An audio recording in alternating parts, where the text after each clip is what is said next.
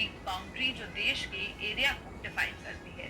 लेकिन जब ये बाउंड्रीज क्लियर नहीं होती या हिस्टोरिकल कॉन्फ्लिक्ट्स की वजह से बनाई जाती हैं, तब वहाँ डिस्प्यूट होना ऑलमोस्ट सर्टेन है। आज हम बात करेंगे तो ऐसी ही डिस्प्यूटेड बाउंड्रीज के बारे में।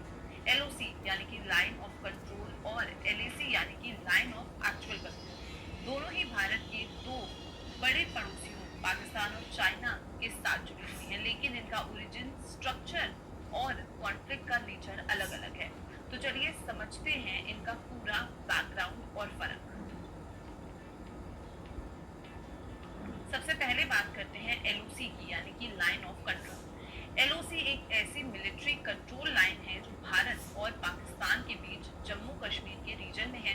ये 740 किलोमीटर लंबी बाउंड्री है जो 1947 के बाद स्टैब्लिश हुई, जब पाकिस्तान ने कश्मीर पर आक्रमण किया था। भारत ने इस आक्रमण का जवाब दिया और उस समय की मिलिट्री पोजीशनिंग के बेसिस पर ये रेखा तय की गई। एलओसी को एक लाइव बाउंड्री माना जाता है। इसका मतलब ये है कि यहाँ पे face to face military deployment होती है, रेगुलर पेट्रोलिंग होती है और कभी कभी क्रॉस बॉर्डर फायरिंग भी होती है। ये लाइन क्लियरली डिमार्केटेड है और हेविली मिलिटराइज्ड है। इस बाउंड्री का ओरिजिन 1947 के पहले इंडो पाक कॉन्फ्लिक्ट से जुड़ा है। 1965 और 1971 के वॉर्स के बाद ये बाउंड्री काफी सेंसिटिव हो रही है।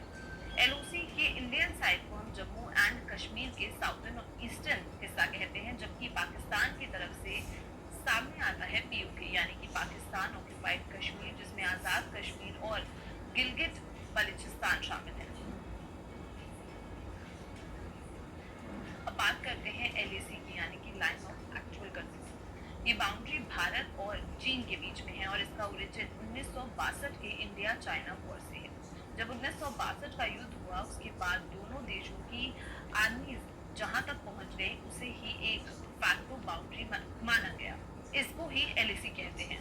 एलएसी लगभग 4057 किलोमीटर लंबी है और ये जम्मू कश्मीर के आकाशी चीन रीजन से लेकर अरुणाचल प्रदेश तक फैली हुई है।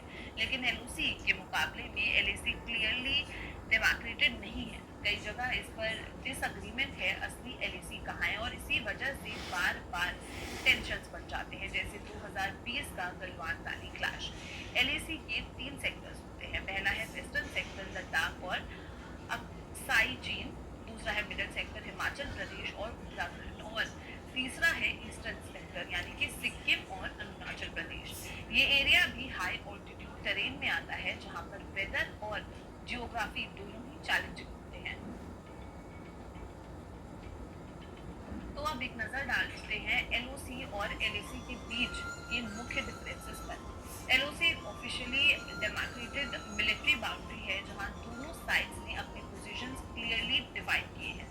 LAC on the other hand demarcated नहीं है, इसमें क्लैरिटी की कमी है और इसी वजह से कंफ्यूजन होता है।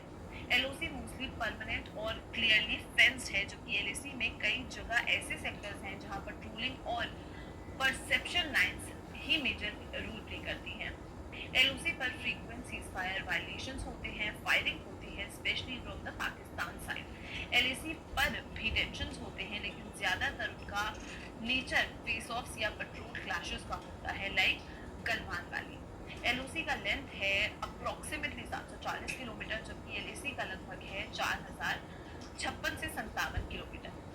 एलओसी सिर्फ जम्मू कश्मीर रीजन तक ही सीमित है, लेकिन एलएसी मल्टीपल इंडियन स्टेट से गुजरता है, जैसे कि जम्मू कश्मीर, हिमाचल प्रदेश, उत्तराखंड, सिक्किम और अरुणाचल प्रदेश। आज भी एलओसी और एलएसी डिस्प्यूट का एक मेजर रीजन है political and historical disagreements. Pakistan Kashmir को अपना हिस्सा मानता है, जबकि भारत इसे अपना इंटीग्रल पार्ट यानी कि अभिन्न अंग मानता है।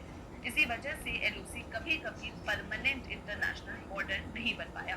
वहीं चाइना के केस में एलएसी पर क्लैरिटी की कमी है। चाइना अक्सर अपनी टेरिटोरियल क्लेम्स चेंज करता रहता है, जैसे कि अरुणाचल प्रदेश को साउथ तिब्बत कहना। दोनों देशों के पास अपनी अपनी मैप्स हैं जो ग्राउंड रियलिटी से अलग होते हैं, और यही एलएसी डिस्प्यूट्स की जड़ है। भारत ने हमेशा पीस और डायलॉग का सपोर्ट किया है, लेकिन स्ट्रेटेजिक प्रिपेयर्डनेस भी मेंटेन करता है, चाहे वो एलओसी हो या फिर एलएसी। आपको एलएसी और एलएसयू के संबंध में अलग अलग पॉइंट से मैप से लिखित रूप में अवगत कराया गया। अगर आपको ये जानकारी अच्छी लगी हो, संकलन अच्छा लगा हो और जानकारी कुछ प्राप्त हुई हो तो आप इसको शेयर करके सेव कर लीजिए। अधिक से अधिक शेयर कीजिए, सभी को इसका लाभ प्राप्त हो सके, और लाइक कीजिए अगर आपको कुछ जानकारी अच्छी प्राप्त हुई हो, और कमेंट कीजिए कहाँ से देख रहे हैं और अगली वीडियो कहाँ की चाहते हैं। नए हैं तो सब्सक्राइब कीजिए। जय हिंद, जय भारत, थैंक यू।